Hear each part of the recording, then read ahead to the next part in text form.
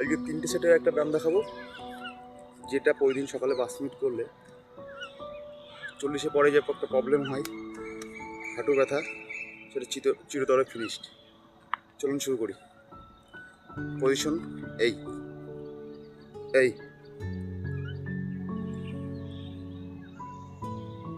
1 2 3 4 5। ঠিক এই পজিশনটাই এই 1 2 3 4 5।